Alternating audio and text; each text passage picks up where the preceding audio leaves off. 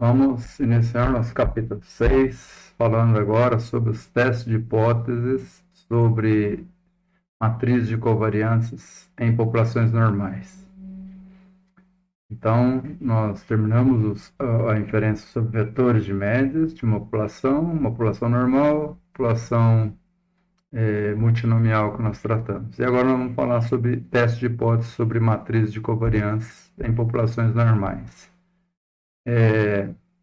Nós dividimos em dois arquivos de slides, né? Esse é o primeiro. Nesse primeiro aqui nós vamos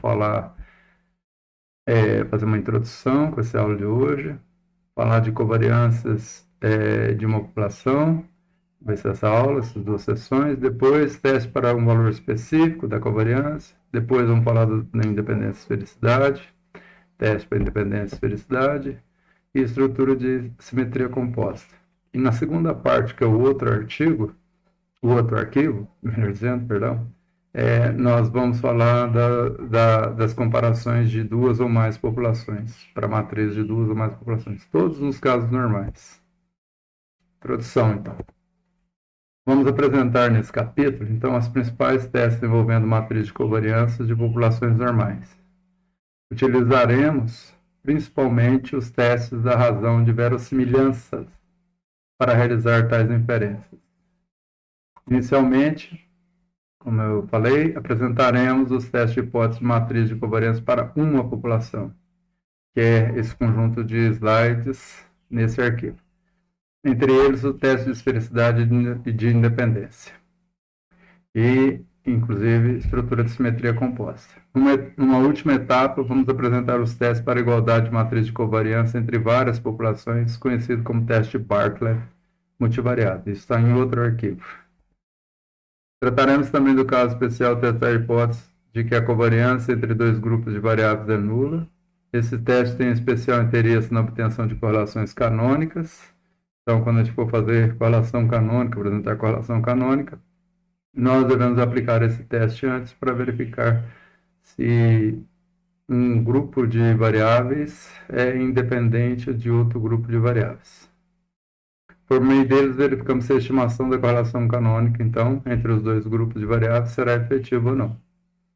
Se a covariância for nula, não adianta se estimar uma correlação canônica entre os grupos de variáveis, porque não fará sentido.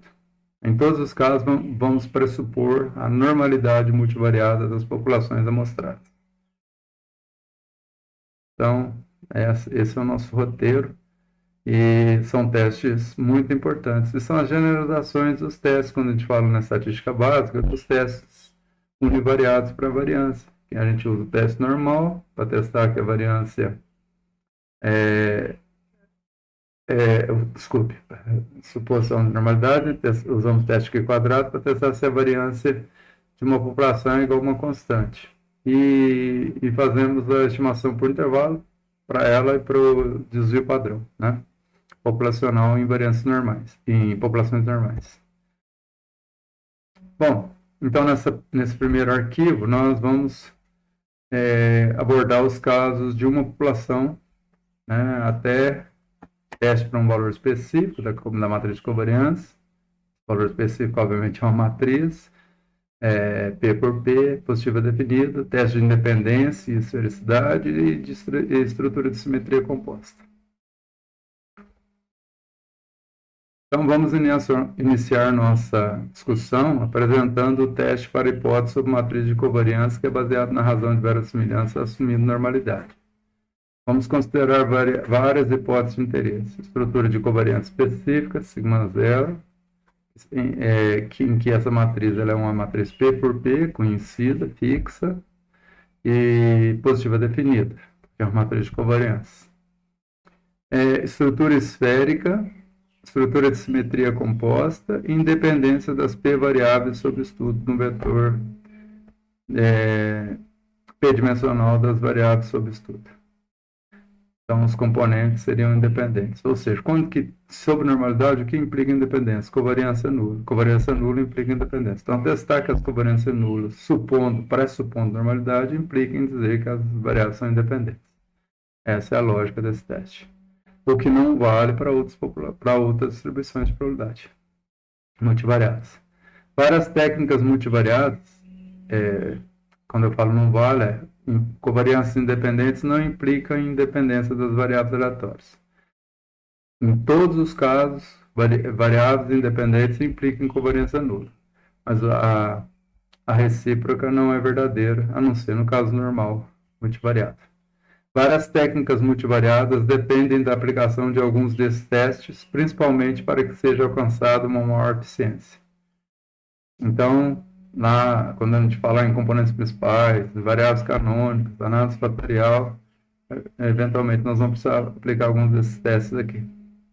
Por exemplo, a obtenção de componentes principais exige que haja uma estrutura de covariância não nula, ou seja, que haja uma estrutura de dependência entre as variáveis. Assim, o teste da independência é essencial para validar a análise de componentes principais. Testamos a hipótese de independência entre as variáveis e almejamos rejeitar essa hipótese caso venhamos a fazer uma análise de componentes principais. Caso essa hipótese não seja rejeitada, a técnica de componentes principais não será eficiente, porque não vai explorar a estrutura de correlação entre as variáveis, pois ela não existe. Ou seja, ela é uma estrutura diagonal. A análise de variância multivariada, entre outros pressupostos, exige que as matrizes de covariâncias residuais, é outro exemplo, sejam homogêneas. Assim, os testes de igualdade das matrizes de covariâncias, que é o teste de Bartlett multivariado, se tornam preponderantes para verificar se esse pressuposto foi atendido, tornando válida a inferência realizada. Este último teste será abordado na próxima sessão, né, que aqui são subseções, como eu disse, em um arquivo separado. Que é a sequência de hora que nós terminamos as aulas desse que a gente está dividindo em pequenas aulas, né, desse capítulo, nós abordaremos esse caso. Então, o teste Bartlett para análise de variância é muito importante. Tem alguns casos de modelos mistos univariados que a gente precisa testar hipóteses de simetria composta, de autorregressiva, etc. Né? O teste para matriz autorregressiva que a gente não aplica, né? Mas o teste de esfericidade, simetria composta e até mesmo de independência pode ser útil também nos modelos mistos univariados, para a estrutura do vetor de erros que nós temos em modelos mistos. Nas próximas subseções, apresentaremos os testes para as matrizes de covariância envolvendo uma única população. No arquivo seguinte, né, que seria uma grande seção, vamos escrever os testes envolvendo matrizes de covariâncias de mais de uma população. Quando eu falo seção aqui, gente, estou referindo às seções do livro. Tá? Então, no slide aqui fica difícil, porque nem numeração tem essas seções no padrão de slides que eu estou construindo aqui. Então, nós vamos descrever os testes envolvendo matriz de covariância de mais de uma população. Nesse capítulo, nesse arquivo, esses testes que estão aqui ao lado esquerdo, eles são referentes aos testes para uma população, essencialmente. A estrutura da covariância de uma única população, uma matriz P por P da população, no caso, assumindo normalidade. Reiteramos, então, que em todos os casos teremos como pressupostos a normalidade multivariada das populações amostradas, independência, porque será considerada uma amostra aleatória da distribuição normal, e população variáveis aleatórias identicamente distribuídas também, obviamente. É conveniente salientarmos que os testes sobre matriz de covariância são menos robustos que os que envolvem vetores de médias. Assim, desvios de normalidade afetam fortemente o desempenho dos testes sobre matriz de covariância. E os testes a respeito de médias são mais robustos, mas os testes de matriz de covariância são mais afetados influenciados por desvios de normalidade, por exemplo, falta de homogeneidade das covariâncias, né? Que no caso aqui é um pressuposto forte, né? Porque a gente está fazendo hipóteses exatamente sobre uma covariância, e se a distribuição não for identicamente distribuída com a mesma covariância, vai afetar grandemente o teste, obviamente. E aí, nesse caso, é um efeito direto, até. Então, a gente viu, né, como testar a normalidade. Então, é preponderante, no caso de amostra de uma única população, testar a normalidade dos dados. Na próxima aula, nós vamos falar do teste específico para um valor específico da matriz de covariância. Um teste particular, né, para um valor específico da matriz de covariância. Testar que a sigma é igual a um sigma zero, que é uma matriz simétrica positiva definida.